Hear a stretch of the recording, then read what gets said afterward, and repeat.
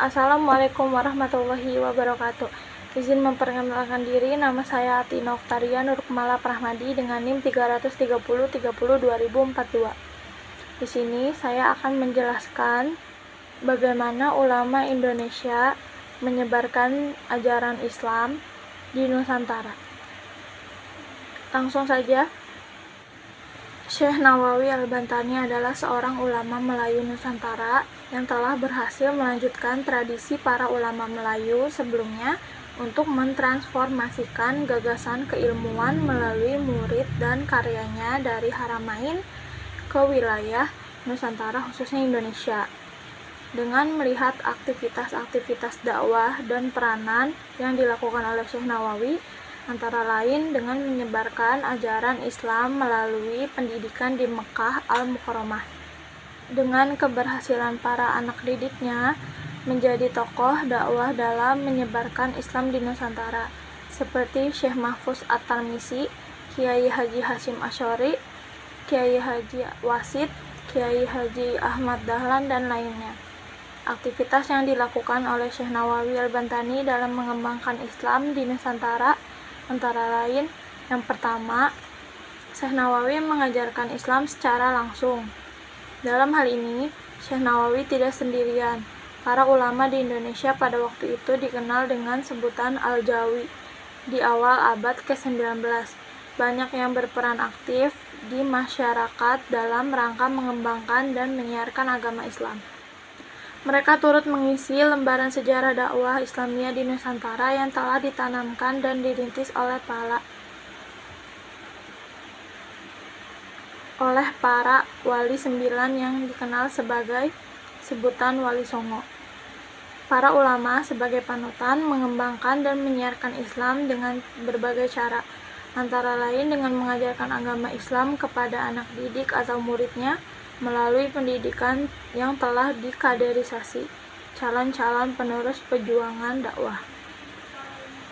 Yang kedua, Syekh Nawawi menyiarkan dan mendakwahkan Islam melalui pesantren dan murid-murid.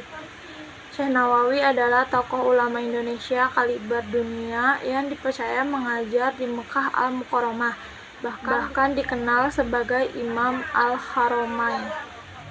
Penyebaran Islam dalam tradisi keilmuan pesantren cukup penting dan sangat berperan penting.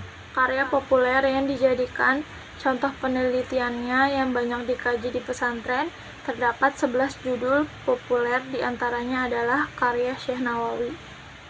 Dan yang ketiga, Syekh Nawawi menyiarkan dan mendakwahkan Islam melalui karya tulis.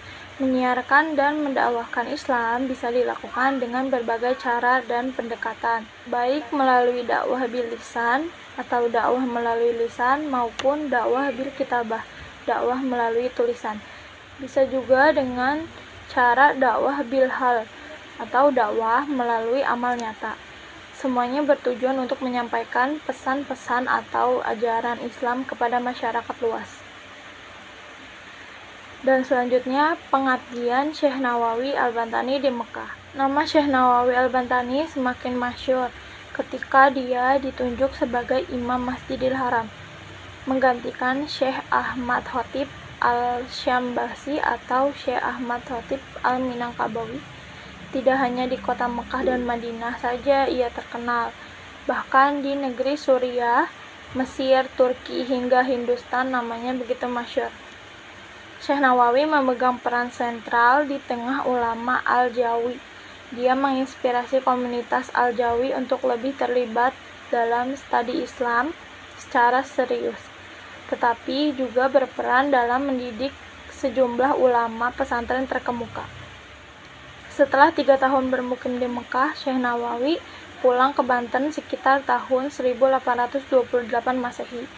Sampai di tanah air, dia menyaksikan praktik-praktik ketidakadilan, kesewenang-wenangan, dan penindasan yang dilakukan pemerintah Hindia Belanda terhadap rakyat. Tak disangka, gelora jihad pun berkobar. Sebagai intelektual yang memiliki komitmen tinggi terhadap prinsip-prinsip keadilan dan kebenaran, Syekh Nawawi kemudian berdakwah keliling Banten mengobarkan perlawanan terhadap penjajah sampai pemerintah Belanda membatasi gerak-geriknya. seperti dilarang berkhotbah di masjid-masjid. Baik, mungkin itu saja yang bisa saya sampaikan. Mohon maaf bila ada pengucapan salah kata. Terima kasih. Wassalamualaikum warahmatullahi wabarakatuh.